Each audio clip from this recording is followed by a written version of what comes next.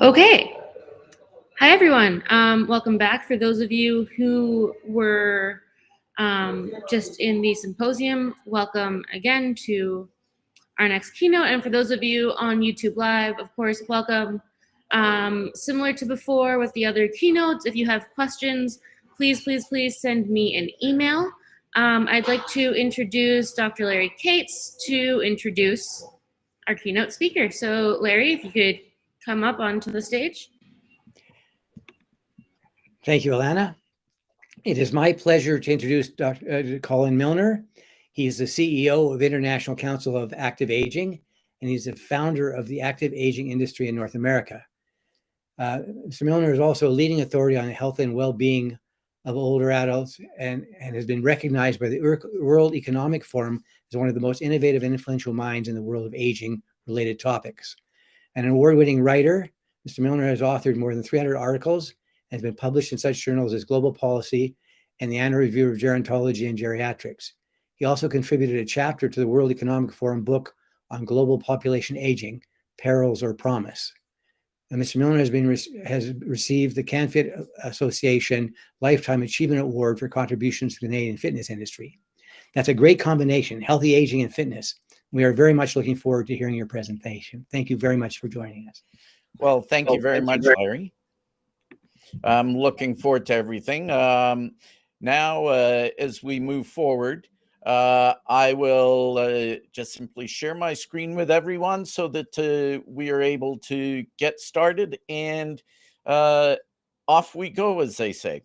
So today, I'm going to talk about healthy aging and how it is the great disruptor. In some people's minds, is it the great disruptor or is it not? And that's really what we're going to look at today. Is we're going to look at how aging well and healthy aging will impact us as a society and as business, and actually what we can do to embrace this opportunity.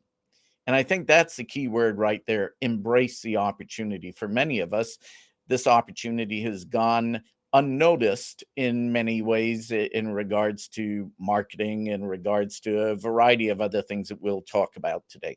But here's the reality, and that is old age is over. Well, at least according to the headlines from the MIT Technology Review. If you're a good lawyer, though, you would look down into the bottom of this and see the small print, and that says, if you want it to be. And if you want it to be is really what we're going to talk about today.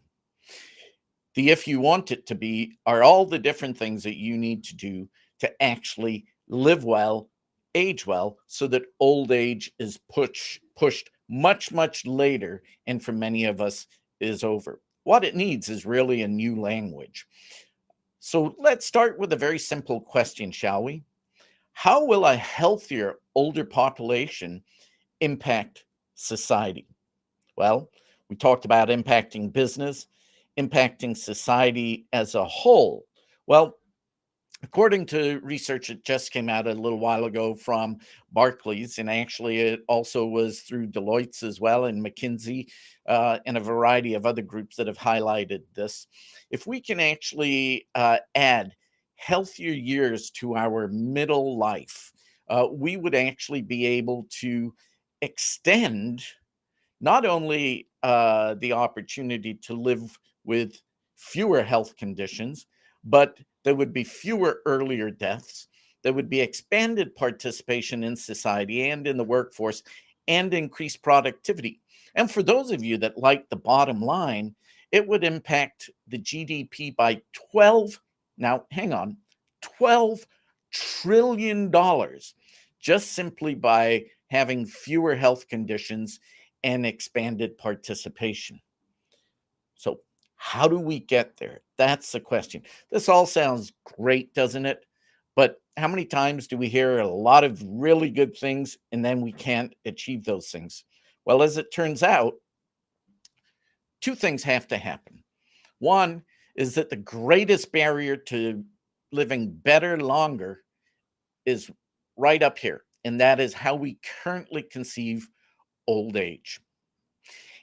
At least according to Dr. Joseph Coughlin, which I have got to say, I agree with Joe and he and I have had many conversations about this. And the other part of all of this is the fact that we need to understand that we have actually been gifted an additional 30 years of life, and we need to earn our health span within those years. A lot of times we hear about longevity, we hear about living a better quality of life, but the reality is nothing is guaranteed. The average life expectancy in Canada is 82.2 years of age.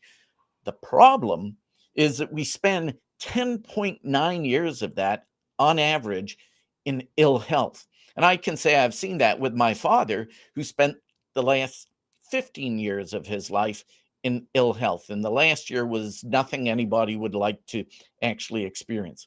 So, how do we eliminate or reduce this difference between longevity and healthy life expectancy? Well, tough job. However, based on the same report that I mentioned, utilizing interventions that already exist today, not creating new things, just utilizing existing interventions, we could reduce the global burden around health issues by about 40% over the next 2 decades. Think about that.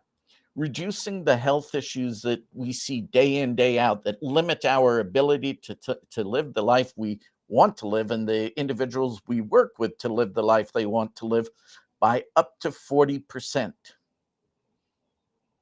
Using interventions that already exist. Well, let's look at some very simple things that we could do. Sometimes we put many complex issues in front of people and they don't do things. So here's 5 simple things that can be done to not only extend our longevity, but to live a better quality of life. At the turn, at the turn of the, I was going to say at the turn of the 1900s, we were living to the age of 47. Now we're living well past that. And a lot of times we forget that we can change things no matter what age we are. A 50-year-old woman, and as an example, can live 14 years longer, and a man 12.2 years longer by doing these 5 things that I mentioned to you was coming up. And this was a study that was done by the American Heart Association in about 123,000 patients over a 34-year period. And what are these 5 things? They're no great secret. Never smoking, exercising 30 minutes a day, having a normal BMI, eating a healthy diet, and consuming a moderate level of alcohol. Our problem. What do you think the problem is here? Adoption, behavior change. I've been trying to kick Diet Coke for the last, 30 years. Tough thing to do. So what we know is that only 8% of people actually are doing those 5 simple things. So if they were that simple, we should all be doing them. It's all about behavior change. And what we do know, however, is today we have changed our behaviors to the point that an individual that is 75 to 80, based on a new research study that just came out last year, actually showed that these individuals today are healthier than we were 30 years ago. They're stronger with better muscle strength, walk faster, their reaction time is better, even though 1 out of 3 people still fall each and every year. That's individuals over the age of 65. Our verbal fluency is better, and our reasoning and working memory is better than 30 years ago. So we see a picture that is being created of an opportunity to live a healthier, better, longer life. Now, the question is, how will all of that impact us? Think about this. We have all these products and services that have been designed to manage disease. But what about the products and services that will be needed to create a better lifestyle, to create better health, to create longevity? And how will all of that actually impact the workplace or the family? Less cost in caregiving. working longer in new and interesting and different jobs. Of course, the opportunity that comes up with that is who's going to do all this reskilling? Is it a mentor? Is it a mentor or an intern? You put those two together and you have a mentor. Okay. How is all of this going to change healthcare? What about the taxes that we pay?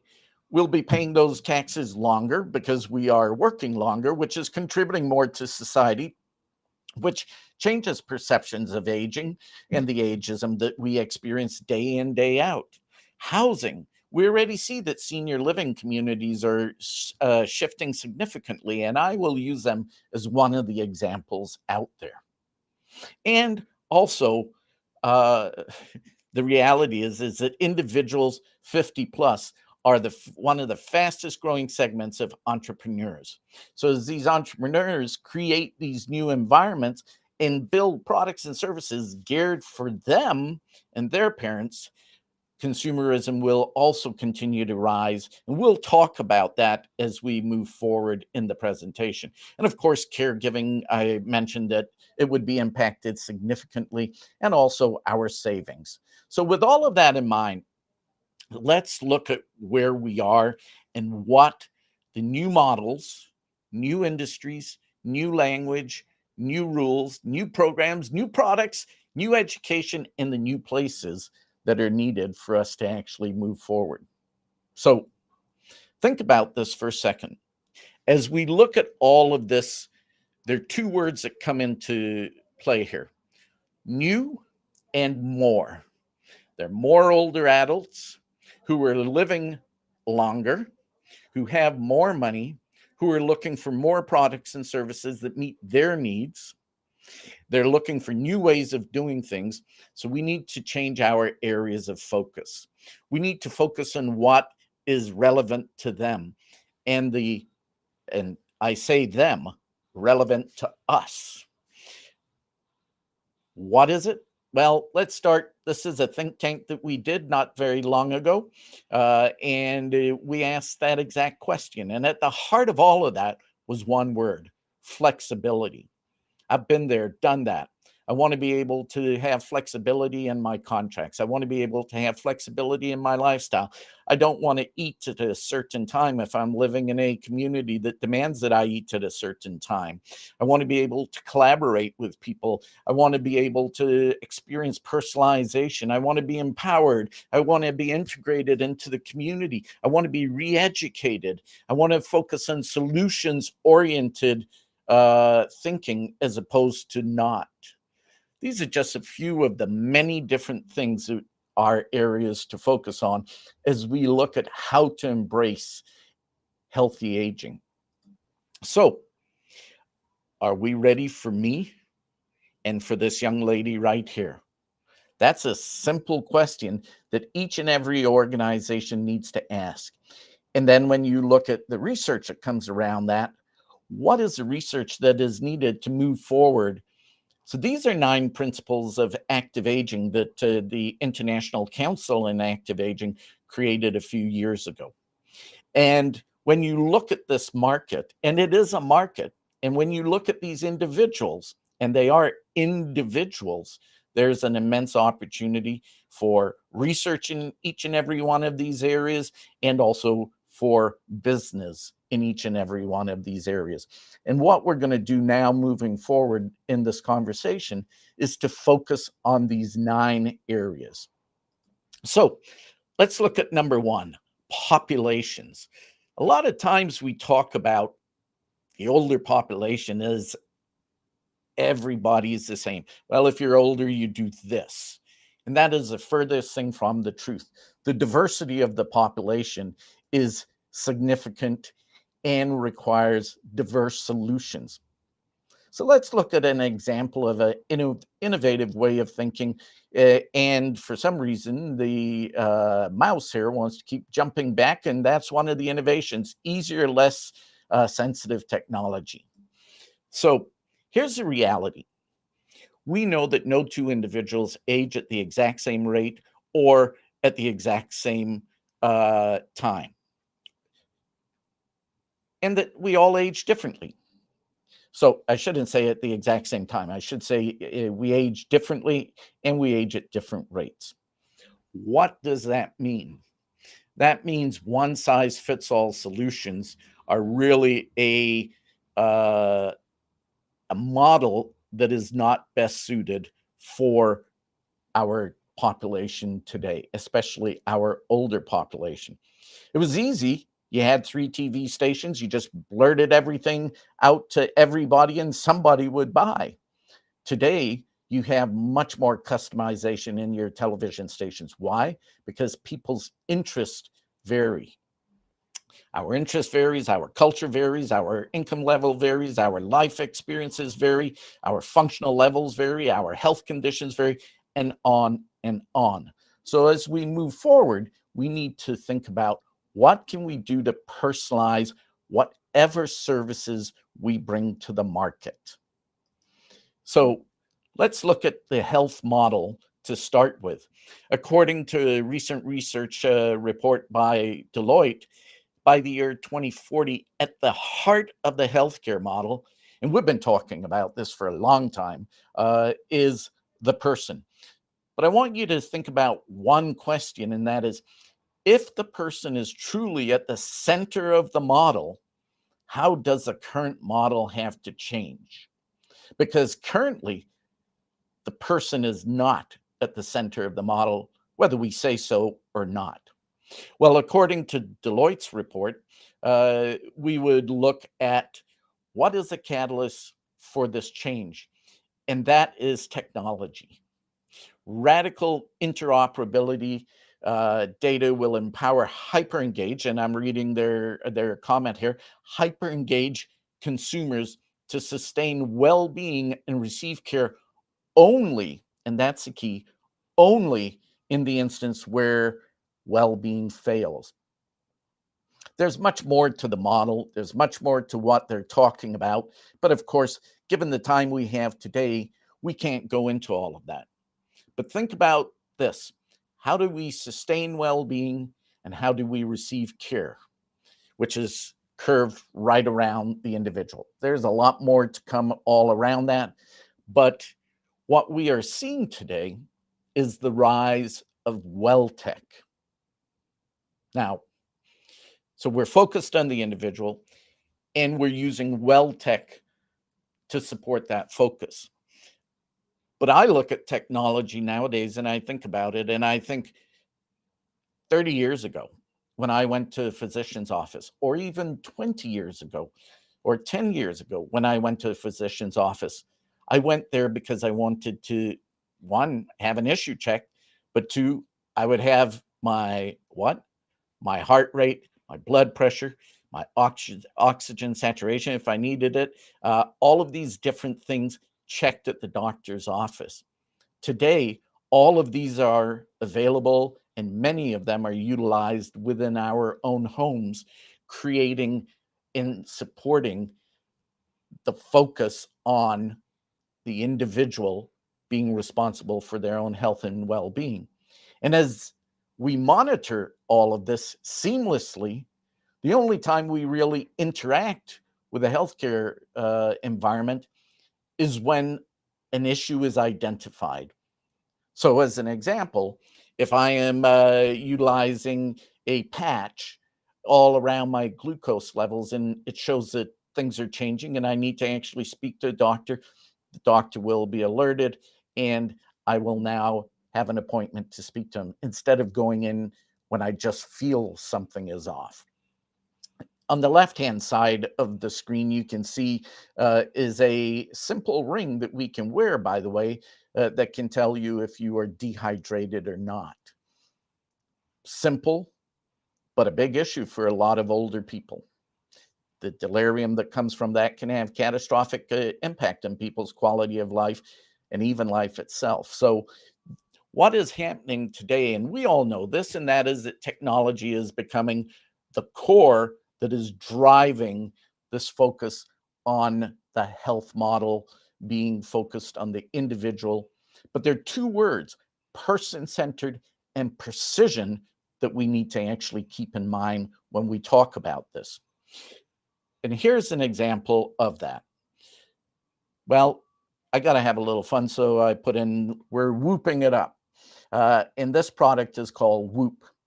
And what this product, and of course, there's a spelling mistake there as well. That's what happens with late night presentations. So what happens with this product is it will tell you when is the optimal time for you to perform.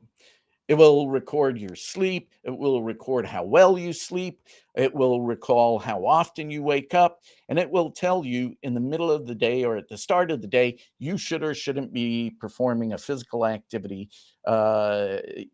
working out or what have you, based on the information that it has acquired over the past 24 hours.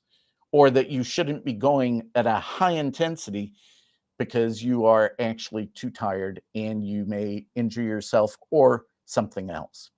We're going to see more and more of these kinds of products. Just think about professional athletes.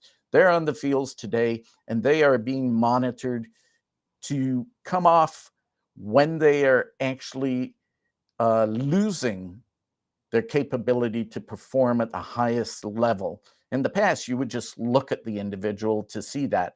Today, technology is helping to monitor and make the investment in an athlete one that gets a higher return.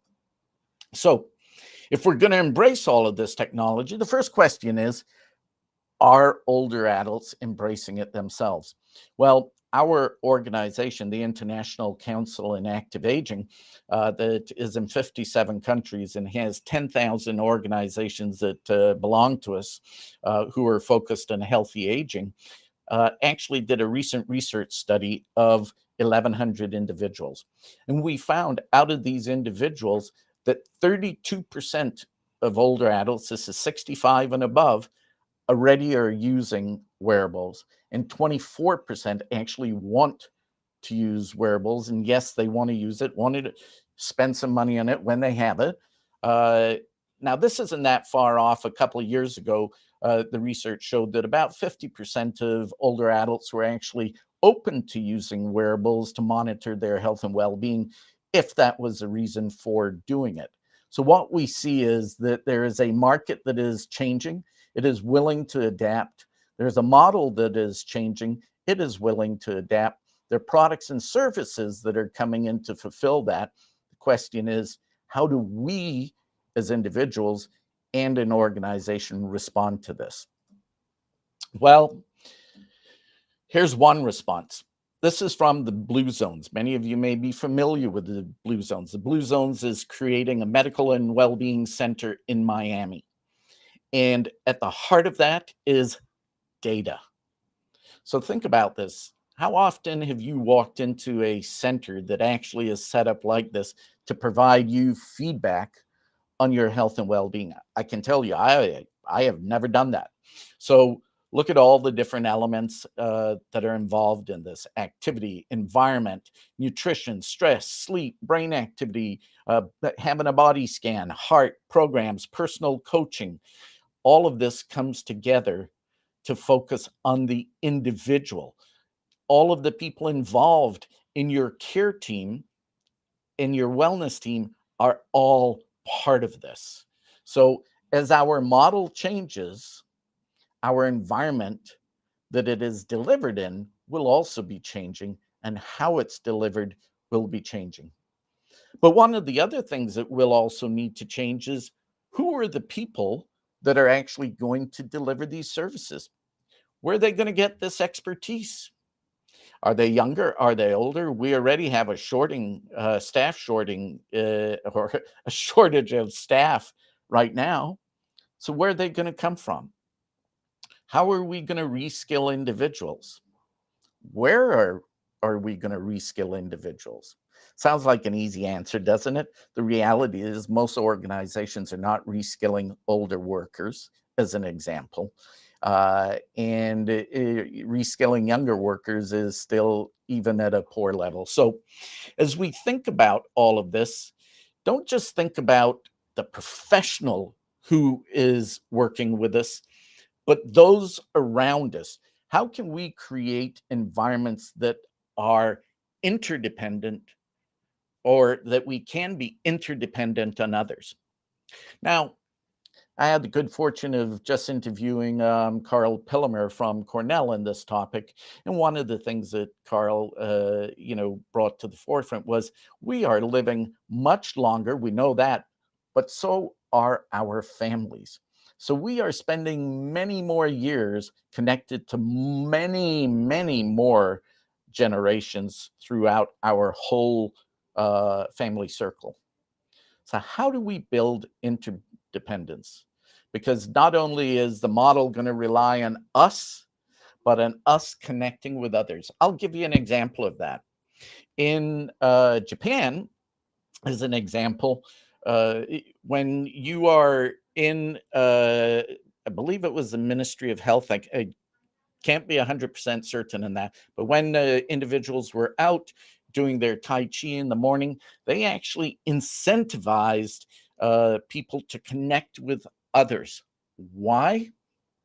Because most people had a challenge finding caregivers. There's a shortage of caregivers, but if we connected with our neighbors, we could rely on each other to care for each other, to help each other out, whether it is to pick up groceries if you're not feeling well or to assist you, what have you. So as you look at people, don't just think professionals.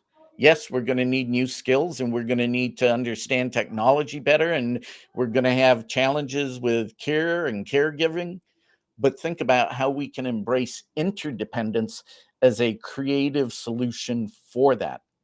We've grown up with interdependence all around us. Our school teachers, the person that we meet on a regular basis that helps us in the grocery stores, our bankers, the list goes on and on. Our family members, we are an independent and interdependent population. Here's also an opportunity that is happening currently, and that is rethinking how older adults themselves gain their information to move forward in their own life. Because when we speak about people, it's not just about professionals, it's about us as individuals. And one group that is doing a great job with this is Chip Conley, who has the Modern Elder Academy. And Chip actually has, it's in Baja. He's also opening up regenerative communities, all with a focus on helping older adults rediscover themselves and find out what they want to do with their next chapter of life, which is a huge opportunity. So could you open up a Modern Elder Academy? Could you provide the education? Could you provide the experiences? Could you provide the products or even build the communities? An activist in residence. How many of you are delivering that kind of program? Think about those. Think about it a little bit differently. You have things like encore.com that provides a multitude of different services for individuals that are looking or have already retired. So people isn't just about your staff. People is about just that. People learning to move forward in a new way.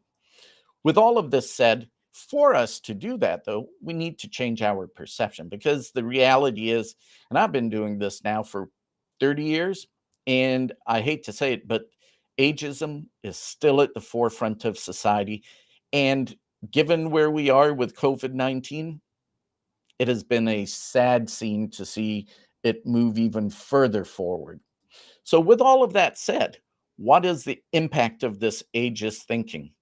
Well, aging well and embracing the opportunity is what I would like us to focus on.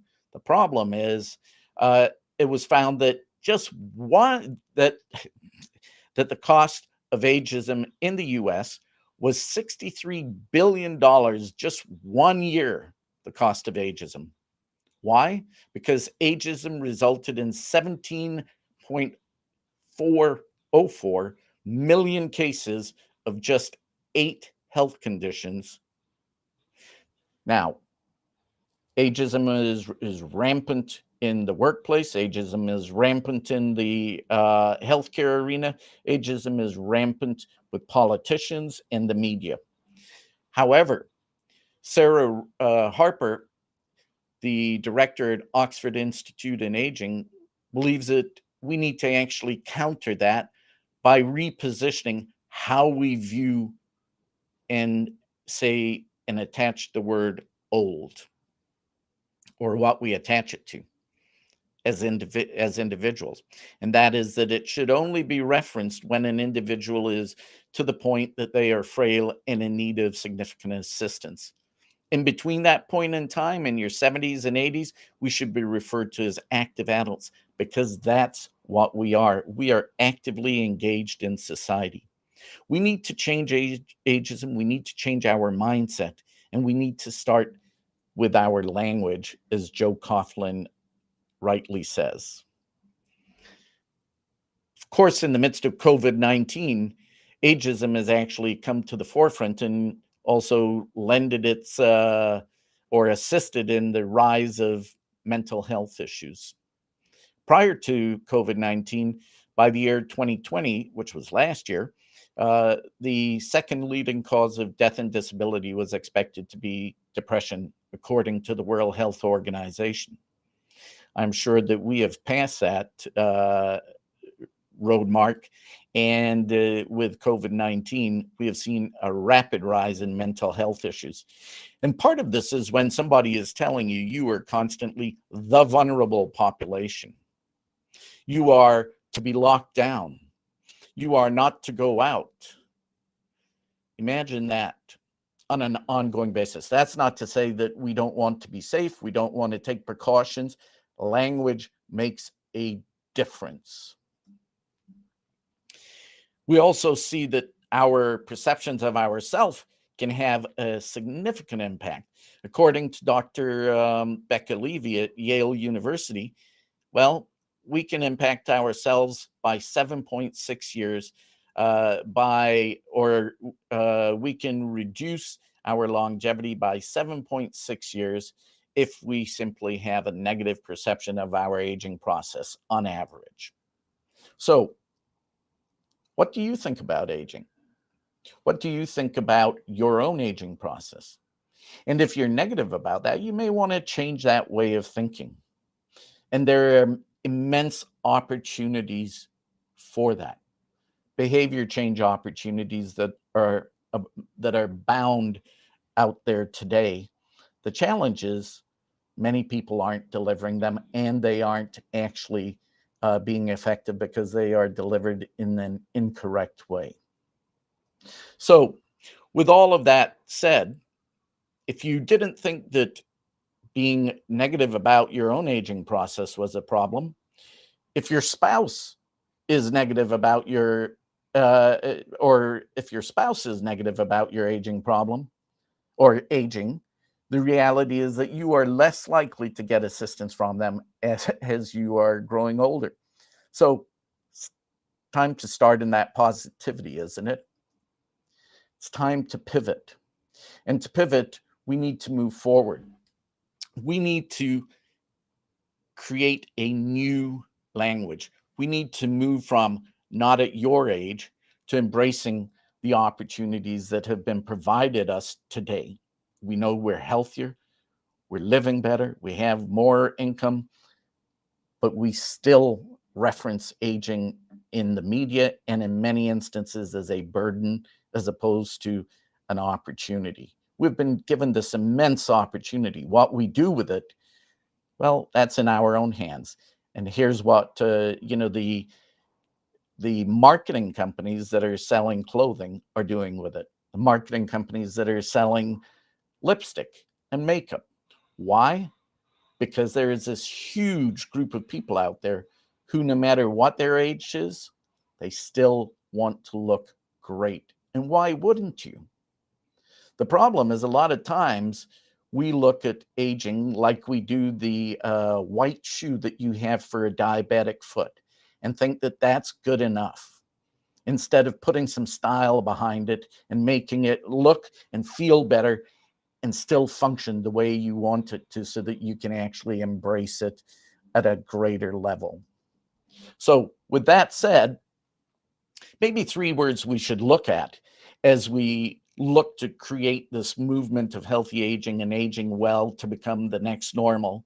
And that is aspiration, empowerment, and access. Whatever we do, how do we fulfill people's aspirations? Well, first thing is ask them. Second, how do we empower individuals to do the things they want to do when they want to do them? And how do we provide access to the products and the places that will enable people to do that? These three words basically spell the opportunity that is in front of us. So number 4, if we keep that in mind and we want to look at the potential of the older population as a marketplace, the first thing we need to do is to implement a new way of thinking. Trying to implement a new model with a dated way of thinking is not going to move you very far at all. So, what is that new way of thinking? What is a new model? Well, as you see in the picture here, older adults are adopting technology. How many times do you hear people saying, oh, older adults, they don't use technology?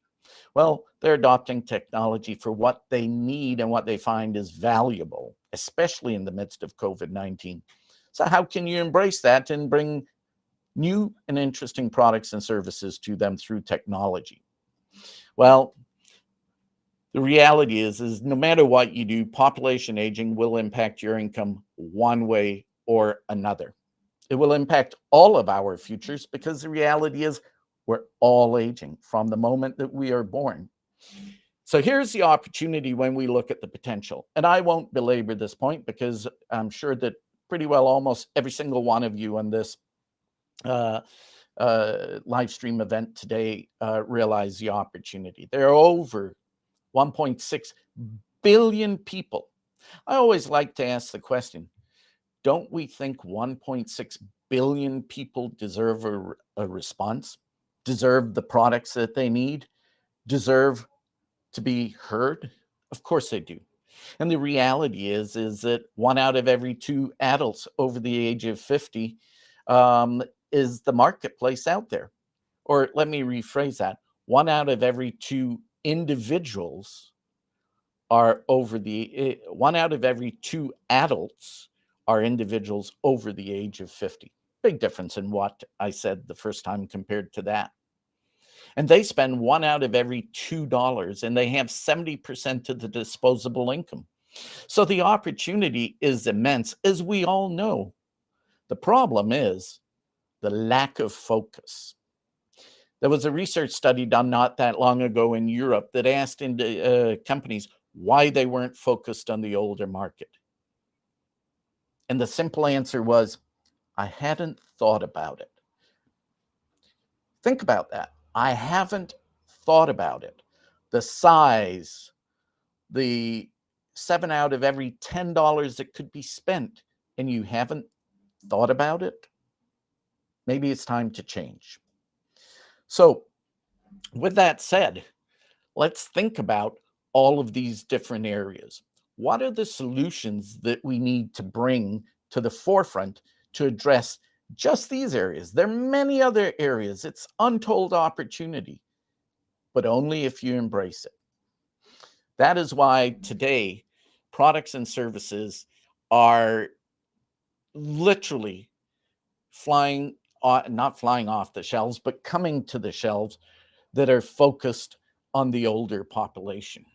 It's taken a long time and a lot of neglect, but it is finally getting there. We're moving past Pampers and diapers and Depends to products and services to help people live a better quality of life. Why? To me, this is a one point that changes everything. Today, we have much greater human potential than we ever thought we had in the past. All we have to do is to reach out, grab it, embrace it, discover it, and utilize it, or that those that are looking for an opportunity to bring it to us. The challenge is many of us still are not doing so. So, with that said, let's think about what consumers are spending their money on. Problem is that the dollars and cents argument to the older population has been there for a long time, and we haven't paid attention to it. Today, we're actually spending in the States, as an example, more on products and services to help us age well than on drugs to treat chronic disease. Huge opportunity, huge lost opportunity for those that don't focus on it. Here's a poor picture, but one from CVS pharmacies that are actually bringing yoga into their pharmacy. Why? Because when people are looking for their drugs, they're also looking for a lot of wellness solutions as well. And why not deliver them where people are at the time they're looking for them? We're also monitoring everything nowadays, whether it's physical activity, whether it's engagement, whether it's our spiritual connections, whether it is our mental health, whether it is our breathing, no matter what it is. And that data is going to help create the new products that we see coming out and will be coming out. And I'll touch on that in a moment. So we have these products, we have this potential, we have these individuals that have a need. How do we promote all of this? Well, better than we are. The reality is that 95% of all marketing dollars are spent on individuals below the age of 50. Think about that. Think about the slide I showed you with the income. Think about the slide of the numbers and all of that, yet neglect. That needs to change, and areas that have started to change to address that are ones that you wouldn't traditionally have thought, such as clothing. The next normal for all of us as we move forward is realizing that to embrace our human potential, the unattainable for many of us is now attainable.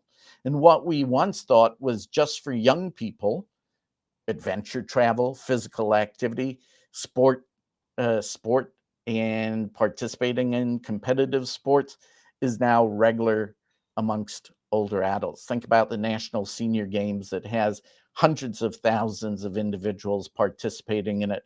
One of the best quotes I heard from an individual there was, "I prefer to be 6 feet over," he was doing a high jump, 6 feet over than 6 feet under. Well, that's the right attitude, I believe. We're also going to see more and more personalized solutions. So as an example, data is double-edged. We're afraid of sharing our data, but we're actually moving into the data economy where we will be able to actually sell our data to companies and to multiple companies. And what will we get in return otherwise than cash? We'll also get the fact that, let's say, for instance, if I am a runner and I've just completed 5 marathons, that the chip in my shoe that has been giving them all that data may actually tell me, you've just finished 5 marathons. You need a new pair of running shoes because they've started to break down. Here's a 25% discount. Why don't you go and get a new pair of running shoes? Wonderful opportunity. With all of that said, how we promote products and services is nowhere near as effective as it could be. Older adults give most marketers a failing grade, which spells opportunity. Opportunity to be the one that promotes aspiration, empowerment, and provide access. Remember those 3 words. And that also applies to the places and the environments that individuals participate in that are constructed from multiple functional levels. We're seeing new models for things such as this. This is Avi, that is a clinic that is now in the Villages, which is the largest senior living community in, actually, I think the world, in the US for sure.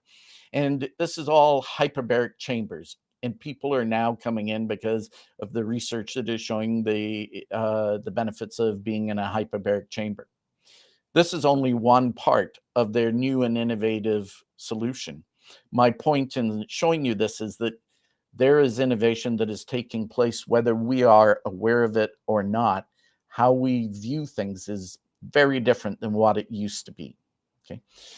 So much so that, the same Deloitte report that came out showed that the bricks and mortar of the healthcare model will now become more, by 2040, will now become more like a shopping center for education, prevention, and treatment, more in like a retail setting, and that the local hubs will connect consumers to all the online and the virtual environments and the auxiliary wellness programs.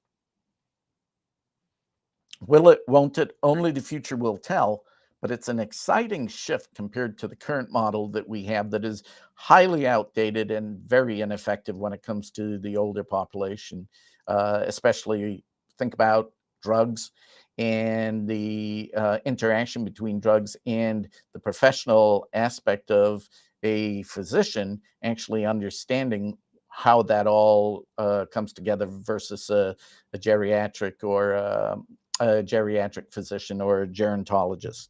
So with that said, some of the things that are changing in regards to the environment are senior living. Senior living communities, the word senior has been dropped from many of the communities over the last few years. And now we see medical resorts, we see wellness communities, communal living, co-housing, villages, the list goes on, intergenerational communities. Why? Because we're looking for new models. There's an opportunity for a new model. Here's one model that is being integrated in the middle market because most individuals are not able to afford the more upper end model that is being provided. This model connects the greater community with the community at large, or I should say the community, senior living community, with the community at large. Flow of goods and people moving back and forth, just like it would at a community center. Individuals coming in to use a fitness center, to use a walking path, to use a green space all around, and moving out to the neighbors. We see a decrease in quantity and an increase in quality to address that market's needs. And these are the kinds of properties that are opening up to address that. What does a middle market community want? Well, this was a research study that we did that looked at choice, value, a la carte. Think about this for all of the different services you have, and whether you have seen a tech hub in the middle of a senior living community. And if you haven't, maybe you should. Why? Because the world is becoming hybrid. We know that 55% of older adults actually will be utilizing, Facebook, Zoom, all of that moving forward, as well as ordering supplies. We all know this, telemedicine, it's here to stay, as is the change in these communities. We've also seen an emergence of the outdoors coming indoors, such as this community in Singapore that I had the opportunity to visit. As you can see, there's certainly a lot of nature built into the property. It actually won the best architectural design for, I think it was 2019. So thought to ponder, does the built environment that you are in, indoors and outdoors, facilitate healthier lifestyles? And if not, what you can do about that? What can you do about that? And then the last two things, and I'll move through these rapidly as we only have 10 minutes left or 11 minutes left, and that is policies. Policies are so individual. We have health in all policies. Some places have created things like a Ministry of Social Inclusion, or at least in the UK, a Minister of Social Isolation. We're seeing all of these different and new and innovative things. But I'd like us to think about whatever policy we focus on, coming back to the very start of this presentation. How do we create policies that support a person-centered approach to all aspects of our life, within all aspects of your organization, or within your product and service, or within your research, focusing on the individual and not the masses? And number 9, programs. Given that our organization is all about wellness and all about active aging and healthy aging, we focus on the 7 dimensions of wellness and how they actually support our drive to live a healthier life as we move forward. 90% of individuals surveyed by Edward Jones and AgeWave in 2020 said that being healthy actually meant being able to do the things they wanted to do when they wanted to do them, and within all areas of our life, which is what the dimensions of wellness cover. Cognitive training, physical activity, social connections, being one with the environment, reducing emotional stress, reskilling and learning new opportunities, and connecting with a power greater than ourselves. These are just the backbones for the model and all the elements that fall under that. So I'm going to give you just one example of that, and then we will wrap up here, and that is physical activity, because it is, in my mind, one of the foundations for being able to achieve a healthier, older lifestyle, or a healthier lifestyle. Forget the older. And that is, first off, the main reason that many of us don't exercise is related to health issues. So if we can reduce the health issues, that would go away. Lack of time. If we are not having to caregive, we're not having to do all of these different things, maybe we'll have a little bit more time. And if we can support the interest and the motivation, it would make a difference. But that's not where I'm going with this. The reality is there's lots of barriers and lots of reasons why people don't exercise, from health issues to lack of time to lack of interest and motivation, as I mentioned. But the question is, why do people actually exercise? And I want to show you a very quick video. It's in a foreign language, so I think we're fine in regards to whether you can hear it or not is really irrelevant.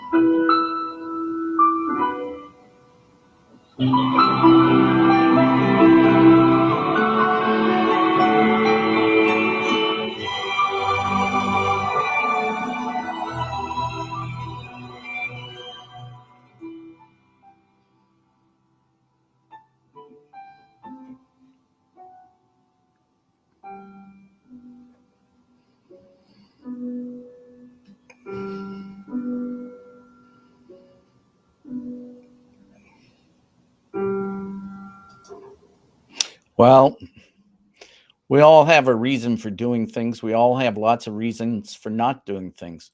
But finding out the motivation that actually drives someone to do something is what's needed. We need to change our model of physical activity to work with an older population. As the authors of this study reflected on it. They said, our findings add to and reinforce calls for a reframing of our approach to physical activity for older adults, from encouragement of a lifetime of physical activity to individual tailoring of physical activity assessment and prescription. So coming full circle from the start to the end, where we are is focusing on a brand promise for a better, longer life.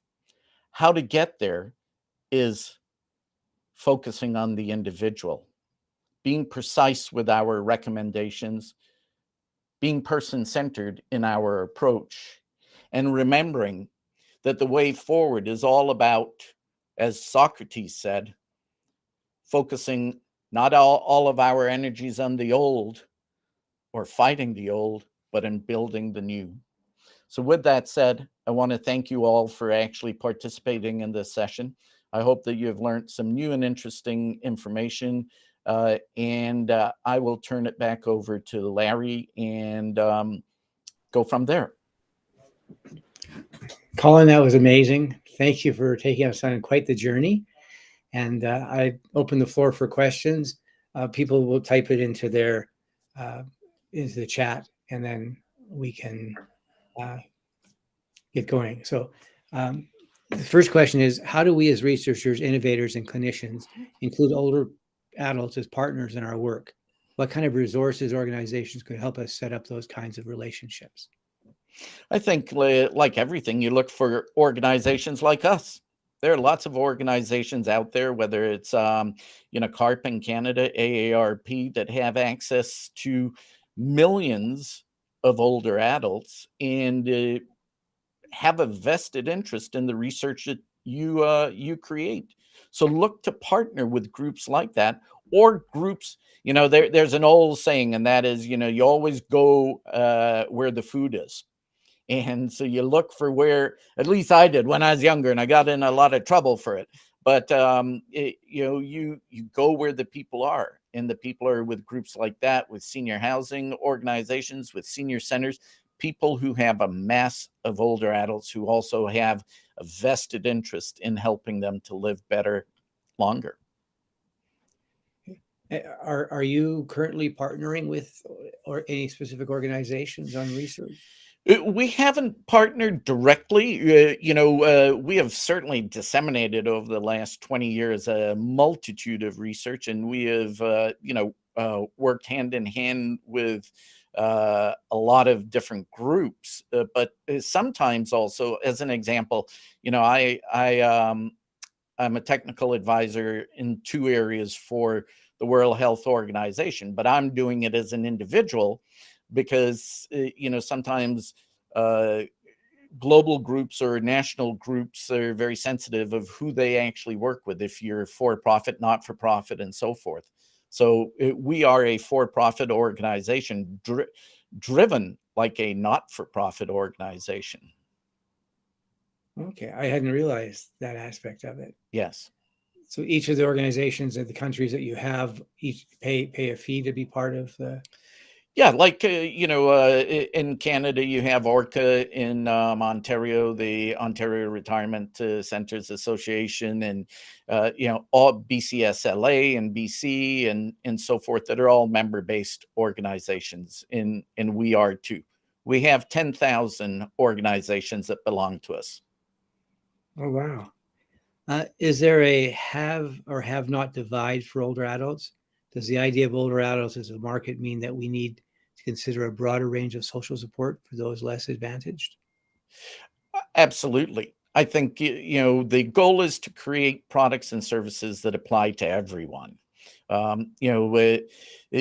lot of products, like I use the example of the shoe for the diabetic foot. Very few people actually want to walk around in that shoe unless they have to, because it screams that I have diabetes. Very few older adults want to do things that are just for older adults because it screams I'm older.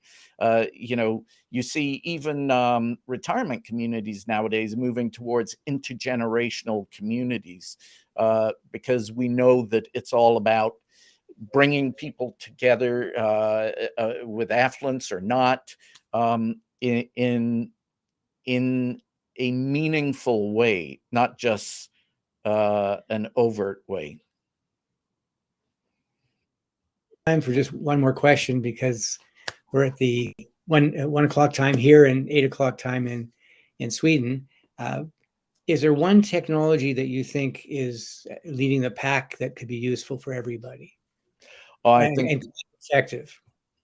I think that we are going to see wearables become, or let me rephrase that. Every single researcher that I have interviewed that is involved in the technology end of things is viewing wearables as the key to the future of this new healthcare model. Now, wearables are diverse. It could be a shirt with biometrics built into it. It could be, a patch. It could be a watch.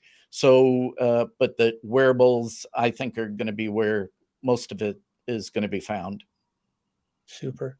I really appreciate your taking the time to be with us. I hope you'll be able to join us over tomorrow if you have time to meet with people and sit at the tables and talk to people, because I know people would love to have a chance to ask you some questions.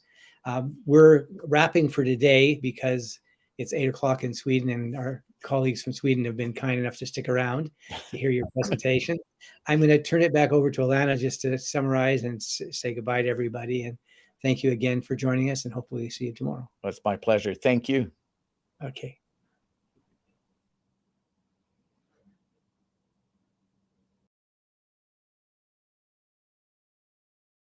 Who has participated today, whether you were on this YouTube link or as part of our symposium. If you want to stick around in our virtual room, it's going to be open. Otherwise, we will see you guys tomorrow for some more learning and collaboration, and I hope you guys had a great day. If you have any questions, please feel free to email me. I'm the one who's been sending you emails throughout this whole time. And of course, email Dean if you have any questions regarding the platform. I'll see you guys all tomorrow. Have